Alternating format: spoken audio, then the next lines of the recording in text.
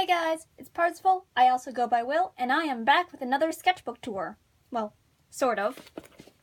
I got a bunch of folders here, and you can't really see them because of the way that they're laid out, but you can see in the corner, they're all labeled with dates.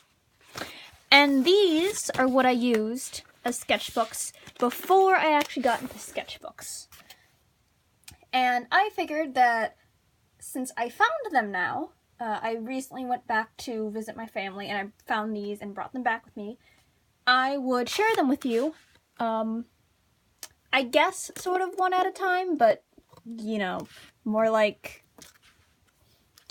if each folder is a sketchbook, I will share that folder and stuff. But yeah, so honestly, I need to do more with the fronts of these folders and, like, figure out something to decorate them instead of just labeling them in the corner. But yeah, I think it's going to be interesting to just look back at my art because this is from late 2008 and that is 10 years ago. And this is when I very first started drawing. Like, this is when I first started getting into drawing regularly as a hobby. So yeah, I'm pretty excited for this. It's not a very thick folder, there's not much in it. There's a lot more in the other folders, as you can probably tell. But we'll start easy and we'll start small. Oh gosh, I haven't seen a lot of these in ages. I have gone through some of this stuff before, and I did censor out some stuff that was important to censor out. But otherwise, most of this is just generally untouched. Now, I remember these because these were originally on, like, actual pieces of paper, and this is actually copies. I don't know whatever happened to the originals, probably because they weren't actually on, like, paper. They were probably in some sort of book or something.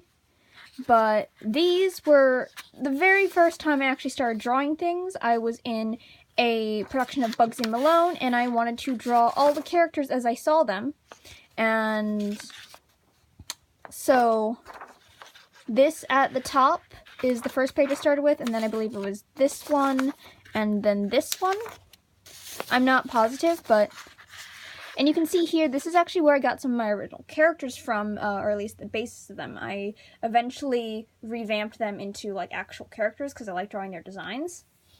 So, like, this is the very first version of my character, Dan. Most of these other characters I don't actually use anymore, and oh god, like, this anatomy is so questionable. Like, their heads all look like they're, like, jutting forward slightly, and I don't know what is this? Is this a baseball bat? But yeah, remember I had each of the fellow actors in the cast sign their characters' names next to it. It was pretty fun.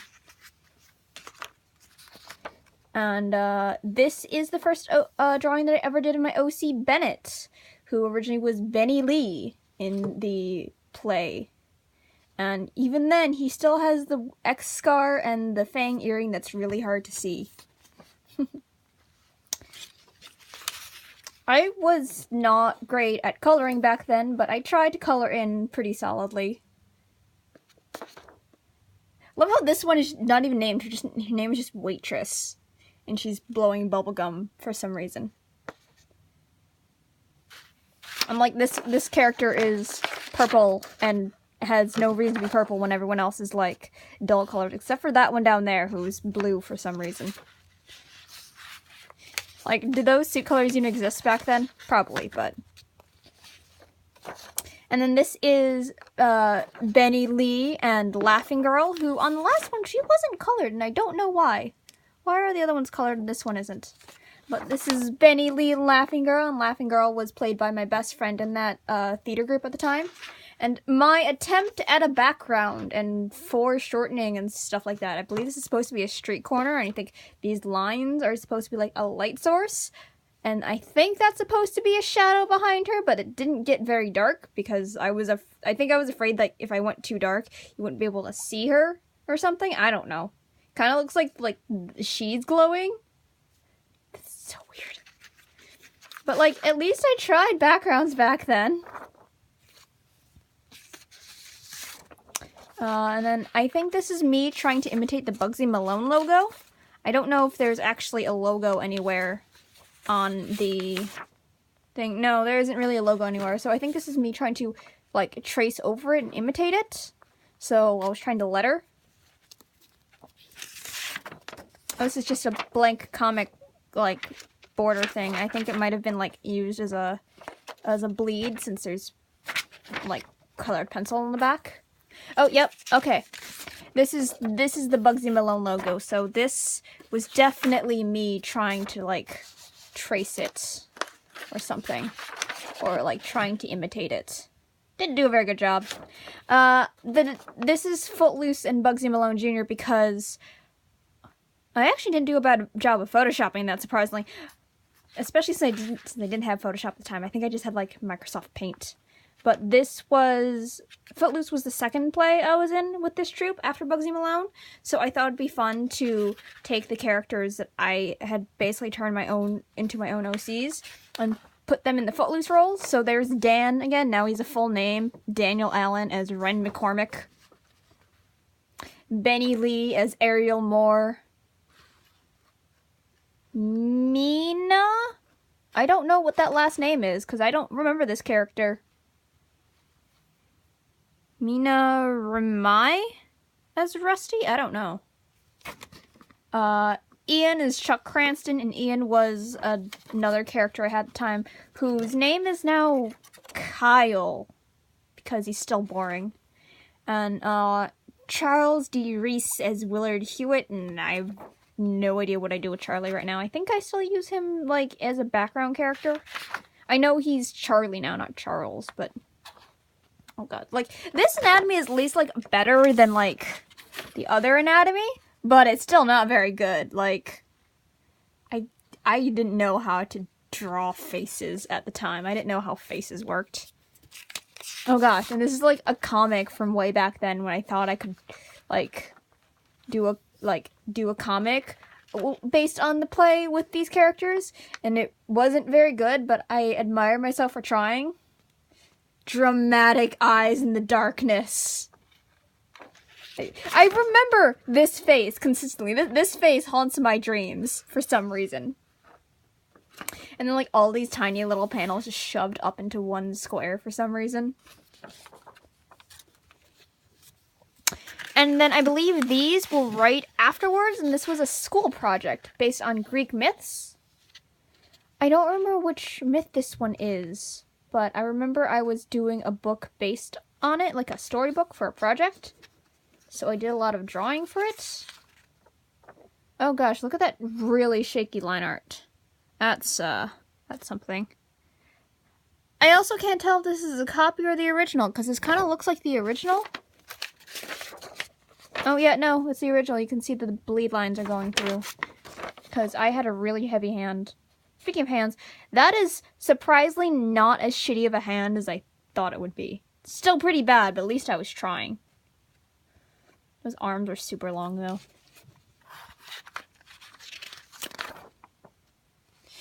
Yeah, I still don't remember what myth this is. Apparently it's about a dude who played with snakes and, like, was in prison and was going to heal someone's son or something.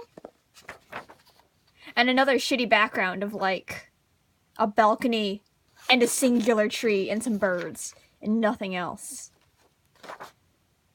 At least the facial anatomy got slightly better, but, like, it's just all looks super swollen. Oh, I guess this is the myth of Melampus, according to that tiny speech bowl down there, and what was supposed to be a chibi style, which is very bad. Why are these bricks so huge? They're, like, as big as his head. Why is the door that huge? It's also, like, twice as large as he is. You don't need a door that size for a jail cell. And I guess this is the myth of Io, since she turned into a cow. But I remember, I can't draw cows, so I just had her think she was a cow. And apparently she's going, cow, cow, I'm a cow, and I drew her on a hill because that's all I can draw is hills. Back then. And I think that's supposed to be like a stick with a leaf attached to it, but I don't know why it looks like that. Where's her legs?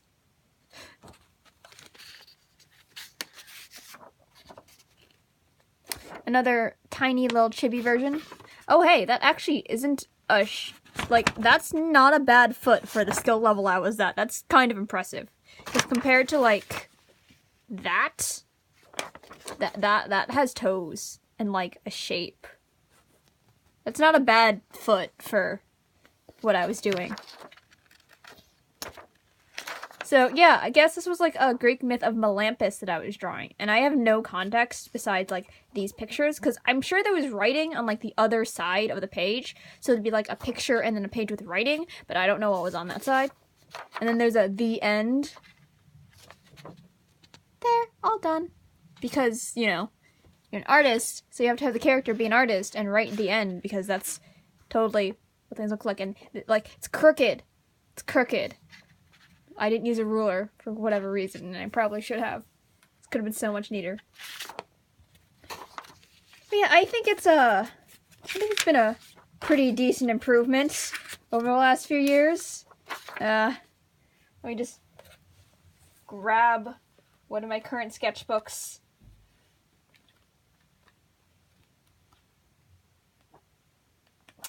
And just as a comparison, this is a preview from the sketchbook tour I'm doing later. But yeah, I would say that's a pretty good difference, pretty big difference in skill level. But yeah, as I gather up these papers, I am going to do my outro because at least I'll give you guys something to look at. Thank you guys so much for joining me for another sketchbook tour. I know the next few are going to be a little bit different because I don't know how much I'm going to be able to talk about since I'm just going to be sort of thumbing through a bunch of loose pieces of paper, which I know isn't quite as interesting as, like, actually me thumbing through my sketchbook. But I did want to share these with you because I think it's important to know where you come from and your roots and stuff like that and where things, like, started. And hopefully it can be an inspiration to you guys as well for, like, in general, just showing how much can change over 10 years, because I know last sketchbook tour I did was a 3-year difference, but I think this one is so much bigger and so much more inspiring, because I've gotten a lot better with everything in terms of art, and I hope that it's inspiring to you guys too. Thank you guys so much for your support. If you want to have any questions or comments, you can put those down in the comments below or message me on any of my social media, which is also in the description. I also have a Patreon there if you want to donate and support me on a personal note. But, as always, thank you guys so much for your support. I'll see you next time. Bye!